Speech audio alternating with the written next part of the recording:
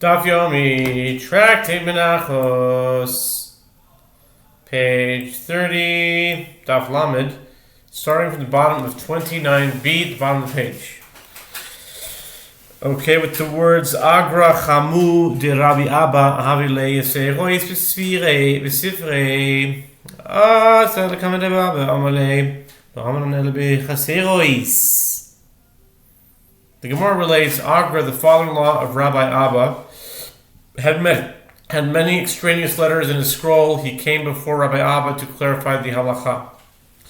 Rabbi Abba said to him, "We said that one may not correct the scroll, only in a case where the letters are missing." Okay. Top of 30a. Top of Lamed and Aleph. But if there are extraneous letters, we have no problem with it, and one may erase them. This is the first halacha that Rav stated, which is refuted in a Braita.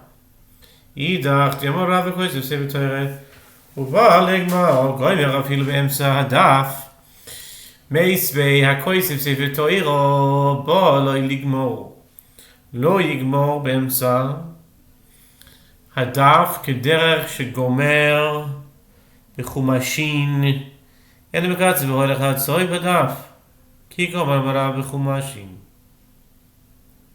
The other is that which Rav says, one who writes a Torah scroll and comes to finish writing it may finish writing it anywhere in the column, and this is the halacha even with regard to finishing it in the middle of the column. The Gemara raises an objection from a Braita. One who writes a Torah scroll and comes to finish writing it may not finish writing it in the middle of the column in the manner that one finishes writing one of the 5 books of the Torah written as an independent scroll. Rather, he should progressively shorten the width of the lines until he finishes the scroll at the end of the column. The Gemara answers, when Rav says that one may finish writing even in the middle of a column, he was referring to one of the 5 books of the Torah. The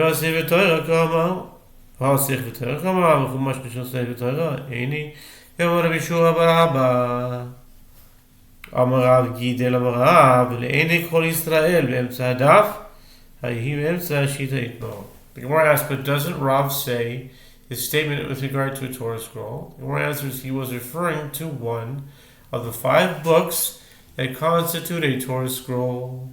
Rav meant that when writing a Torah scroll, one may finish writing any of the first 4 books in the middle of a column. The Gemara asks, is that so?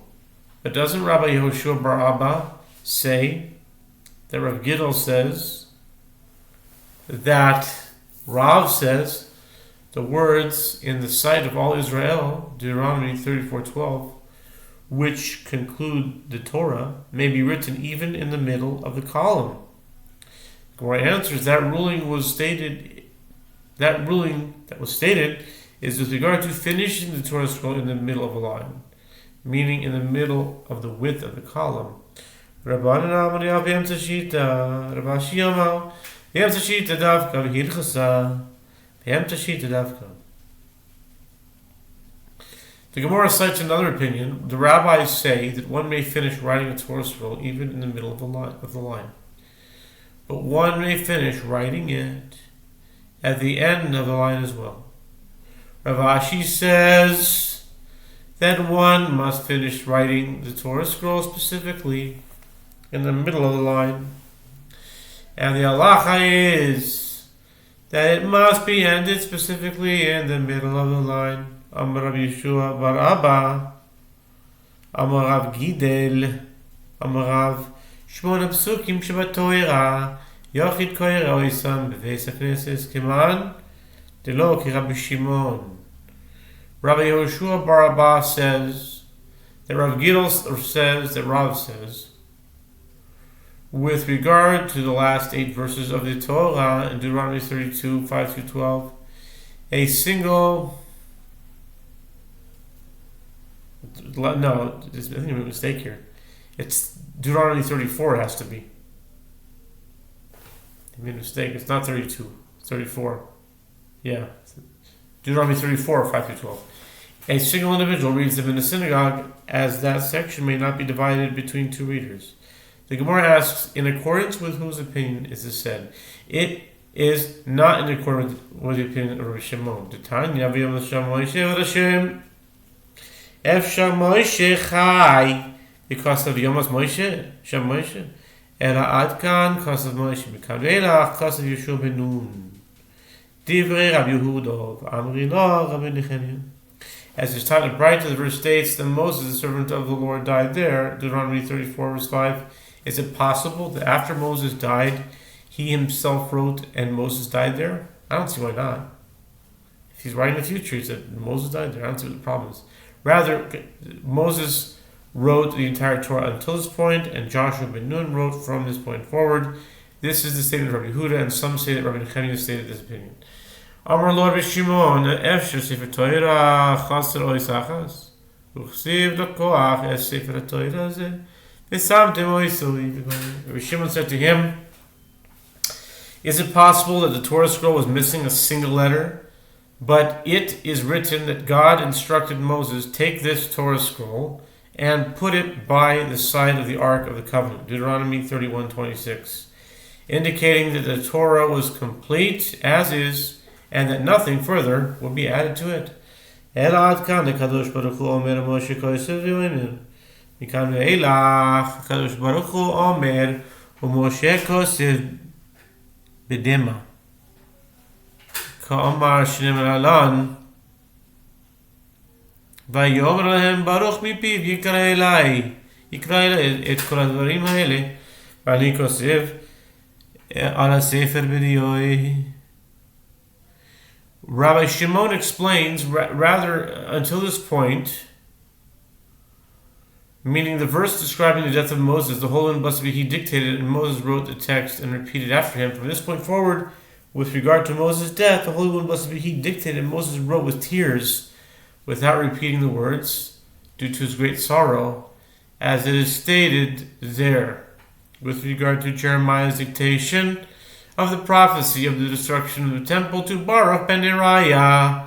And Baruch said to them, he dictated all these words to me, and I wrote them with ink in the scroll. Jeremiah 36:18.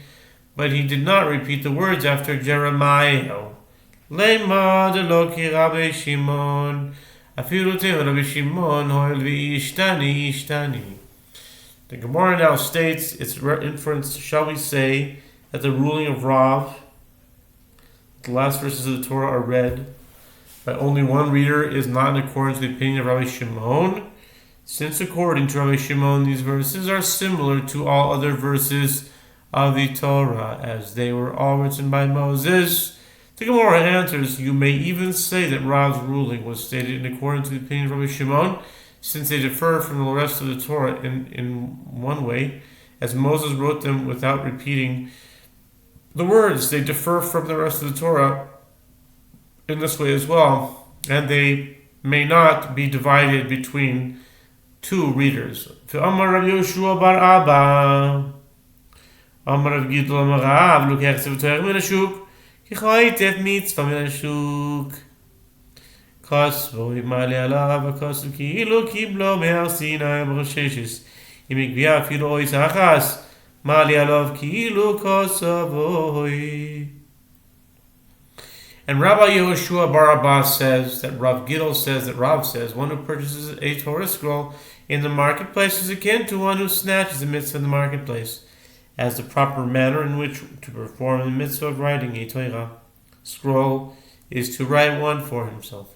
And if he himself writes a Torah scroll, the verse ascribes him credit, as though he received it at Mount Sinai. Rav Sheshet says, if he amended even a single letter of the Torah scroll, thereby completing it, the verse ascribes him credit as though he had written it in its entirety. Siman Saglam. Tadabanan oise odom Miriam ibas shalosh dafin ve'ad bas shmoyne dafin pachais mikan v'yeser al ken lo yaseh. Before continuing its discussion of the halachot of writing a Sefer Torah, the Gemara presents a mnemonic for the upcoming halachot. Samech, Gimel, Lamed, Mem. The sages taught a person may prepare a Torah scroll, a sheet of parchment of any size, from 3 columns and until 8 columns, but one may not prepare a sheet of parchment that has less than 3 or more than 8 columns.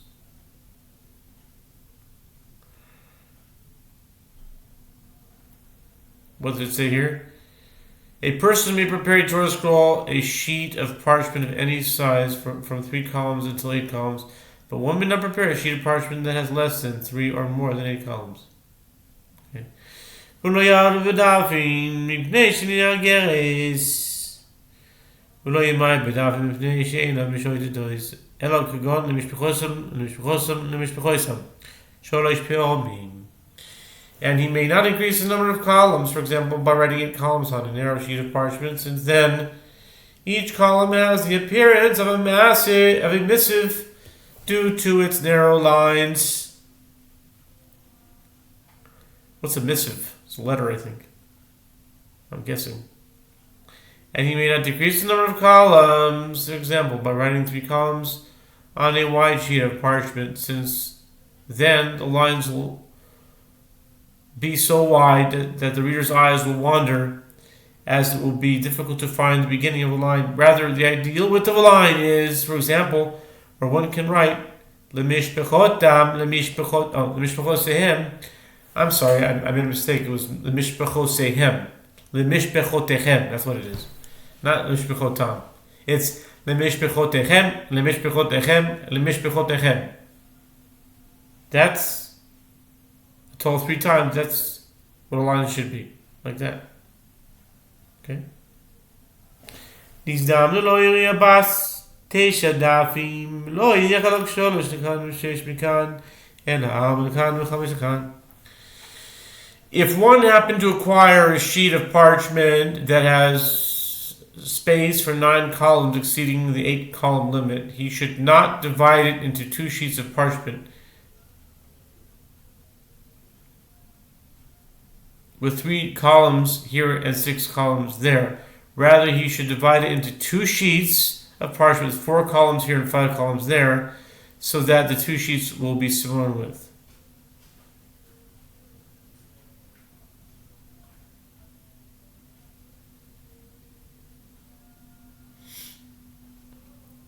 במה דברים אומרים בתחילת הספר, אבל בסוף הספר אפילו בפסוק אחד, אפילו דף אחד. פסוק אחד צריך די טוב, אלא אם הפסוק אחד בדף אחד. In what case is a statement that a sheet must contain a minimum of 3 columns that is said with regard to sheets at the beginning and middle of the scroll, but at the end of the scroll a sheet may consist of even 1 verse and even 1 column. The Gemara asks, can it enter your mind to say that a sheet may contain only 1 verse? Rather, say that it may consist of even 1 verse on 1 column. שיעור גיליון מלמטה טבח מלמעלה 3 אצבעות ובין דף לדף כמלוא רווח. Okay. רוחב 2 אצבעות וחומשים מלמטה 3 אצבעות מלמעלה 2 אצבעות ובין דף לדף כמלוא רווח רוחב גודל. The measure of the margin of a Torah scroll is as follows. The size of the lower margin is 1 hand breadth.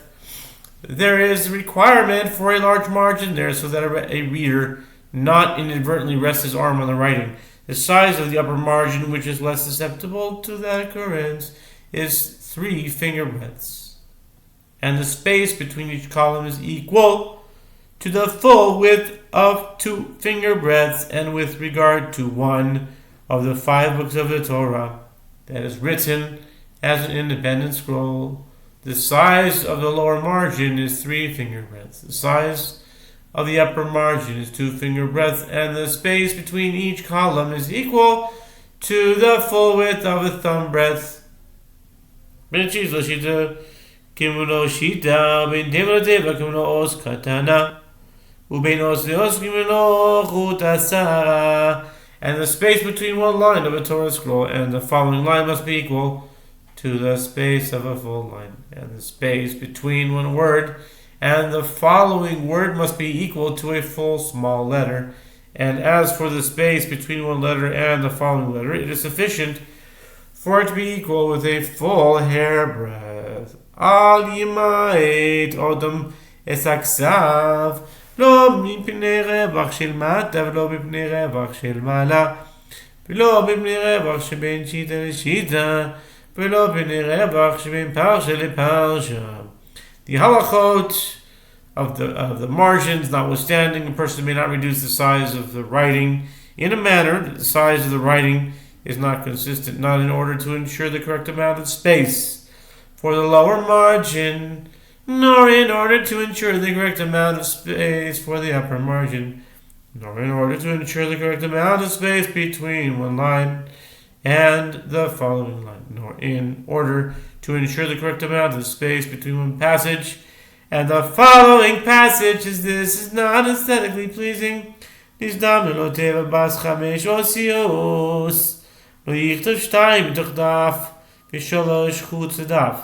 one happens upon a word that comprises 5 letters and cannot be written in its entirety within the column, he may not write 2 letters within the column and 3 outside of the column. In the margin, now to 30b, Ella Shalosh, turning to page 30b now, Ella Shalosh, בתוך הדף ושתיים מחוץ לדף מסדם לא תבבס שתי אויסי אויס לא יזרקן עליו בין הדפים אלא חוזר וכוס בתחילת השיטה. Rather, he should write 3 letters in the column and 2 outside the column. If he happens upon a word that comprises 2 letters and cannot be written in its entirety within the column, he may not cast it in the margin between 2 columns. Rather, he should return and write the word at the beginning of the following line. Okay, we'll stop here and pick it up in next Amud. God willing.